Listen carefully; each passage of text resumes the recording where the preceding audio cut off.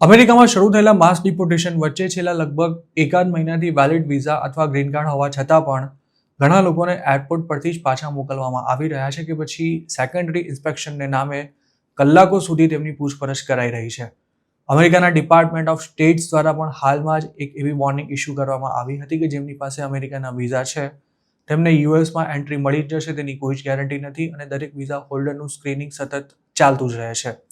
અમેરિકાએ એક લેબનીઝ ડોક્ટરને ગયા અઠવાડિયે જ H-1B વિઝા હોવા છતાં પણ પાછી મોકલી દીધી હતી અને એક ફ્રેન્ચ સાયન્ટિસ્ટને પણ એન્ટ્રી આપવાનો ઇનકાર કરી દેવાયો હતો.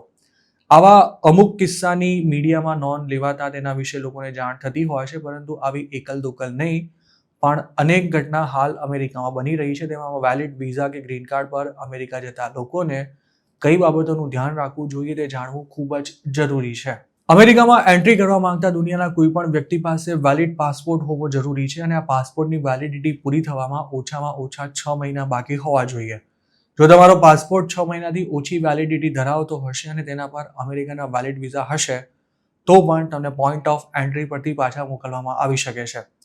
અમેરિકા ઘણા દેશના સિટીઝન્સને વિઝા ફ્રી એન્ટ્રી આપે છે, પરંતુ તેના માટે electronic system for travel authorisation મારફતે ફોટોગ્રાફ, પાસપોર્ટની copy, email address, home address, phone number અને ઇમરજન્સી કોન્ટેક્ટ જેવી વિગતો ઓનલાઈન સબમિટ કરવાની હોય છે.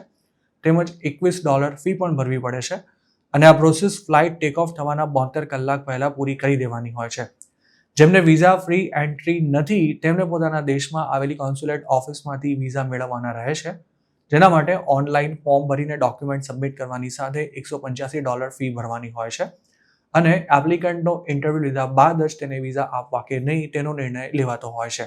જેમની પાસે વિઝા હોય તે એરપોર્ટ અથવા તો લેન્ડ બોર્ડર પરથી અમેરિકામાં એન્ટ્રી મેળવી શકે છે, પરંતુ પોઈન્ટ ઓફ એન્ટ્રી પર પણ તેમની તપાસ કરવામાં આવે છે અને અમેરિકા આવનારો વ્યક્તિ વિઝાની વેલિડિટી પૂરી થતાં જ પાછો જશે કે નહીં, તેમજ અમેરિકામાં તે કયા ઉદ્દેશ સાથે આવ્યો છે તે જાણવા માટે તેને કેટલાક સવાલો પણ પૂછાય છે.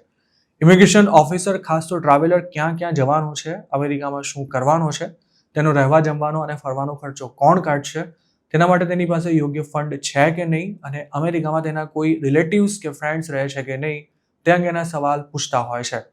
હાલના દિવસોમાં પોઈન્ટ ઓફ એન્ટ્રી પર થતી સ્ક્રુટિની ખૂબ જ કડક બનાવી દેવાની હોવાને કારણે ઘણા વિઝા હોલ્ડર્સને પાછા મોકલવામાં આવી રહ્યા છે અને ગ્રીન કાર્ડ હોલ્ડર્સને પણ તકલીફ પડી રહી છે. એક્સપર્ટ્સનું માની તો વિઝા હોલ્ડરના ફેમિલી મેમ્બર્સ અમેરિકામાં રહેતા હોય અને પોતાની હોમ કન્ટ્રીમાં તેની પ્રોપર્ટી, બિઝનેસ, જોબ કે પછી ઇમિડિયેટ ફેમિલી મેમ્બર્સ ના હોય તો તેમજ તેની સ્ટ્રોંગ ટ્રાવેલ હિસ્ટ્રી ન હોય તો તેને યુએસમાં એન્ટ્રી મળવામાં પ્રોબ્લેમ થઈ શકે છે.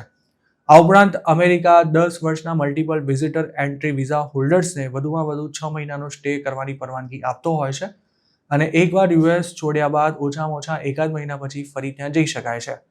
જોકે અવારનવાર અમેરિકા જતો અને માત્ર અમેરિકા જ જતો વિઝિટર વિઝા હોલ્ડર યુએસમાં ફરવા કે બિઝનેસના કામકાજ માટે નહીં પણ નોકરી કરવા માટે આવી રહ્યો છે તેવું માની લેવામાં આવે છે અને આવા કેસમાં પણ ઘણા લોકોને એન્ટ્રી આપવાનો ઇનકાર કરી દેવાય છે. આ પ્રકારના શંકાસ્પદ કેસમાં ઇમિગ્રેશન ઓફિસર ટ્રાવેલરના મોબાઈલ ફોન, મેસેજીસ તેમજ ઈમેલ્સ પણ ચેક કરી શકે છે. યુએસમાં એરપોર્ટ પર પ્રાઇમરી ઇન્સ્પેક્શનમાં જો કોઈ વિઝિટરના અમેરિકા આવવાના ઈરાદા શંકાસ્પદ લાગે કે પછી તેણે કોઈ માહિતી છુપાવી છે તેવો પણ ડાઉટ જાય તો તેને સેકન્ડરી ઇન્સ્પેક્શનમાં લઈ જવાય છે, જે ખૂબ જ લાંબુ ચાલે છે અને તેમાં ઝીણામાં ઝીણી વિગતો ચેક કરવામાં આવતી હોય છે. B1, B2 વિઝા પર અમેરિકા જતા વિઝિટરને ભણવાની, પરમેનન્ટ જોબ કરવાની કે પછી કોઈ પેઇડ પરફોર્મન્સ આપવાની પણ પરમિશન નથી મળતી. હવે વાત કરીએ કોઈ પણ પ્રકારના વિઝા અથવા ગ્રીન કાર્ડ પર અમેરિકા જતા લોકોને મળતા રાઇટ્સની. યુએસના ફેડરલ લો અનુસાર government agent border entry point પર યુએસમાં આવતા કોઈ પણ વ્યક્તિનો સામાન ચેક કરી શકે છે તેમજ તેના મોબાઈલ અને લેપટોપ પણ જોવા માંગી શકે છે. અમેરિકન સિવિલ લિબર્ટીઝ યુનિયન અનુસાર કોઈ વ્યક્તિ પર તેણે ખોટું કર્યાની શંકા ના હોય તો પણ તેની આ રીતે તપાસ કરી શકાય છે. વિઝિટરની જો પૂછપરછ કરવામાં આવે તો તેને ચૂપ રહેવાનો હક મળે છે, પરંતુ તેના અમેરિકા આવવાના ઈરાદા પર જો સવાલ કરવામાં આવે તો તેના પુરાવા આપવાની જવાબદારી પણ તેની જ છે.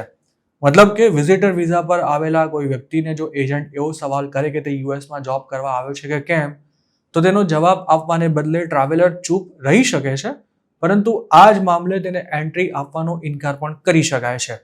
પૂછપરછ દરમિયાન કોઈ ટ્રાવેલરને એન્ટ્રી આપવાનો ઇનકાર કરાય ત્યારે તે અમેરિકામાં દાખલ થવાનો ઇન્ટેન્ટ એટલે કે ઈરાદો પડતો મૂકી પોતાના દેશ પરત ફરી શકે છે.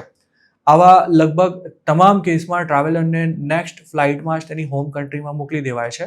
જોકે અહીં એક મહત્વની વાત એ પણ છે કે ઇમિગ્રેશન ઓફિસર ટ્રાવેલરને અમેરિકામાં એન્ટર થવાનો પોતાનો ઈરાદો પડતો મૂકવાનો ઇનકાર પણ કરી શકે છે અને ત્યારે વિઝિટરને અટકાયતમાં લેવામાં આવતો હોય છે. ટેકનિકલી જોવા જોઈએ તો બોર્ડર એન્ટ્રી પોઈન્ટ પર જ વિઝિટરને અટકાવાયો હોવાથી તેને અમેરિકન કોન્સ્ટિટ્યુશન દ્વારા અપાયેલા રાઇટ્સ નથી મળતા, કારણ કે તે વ્યક્તિ અમેરિકામાં દાખલ થયો જ નથી.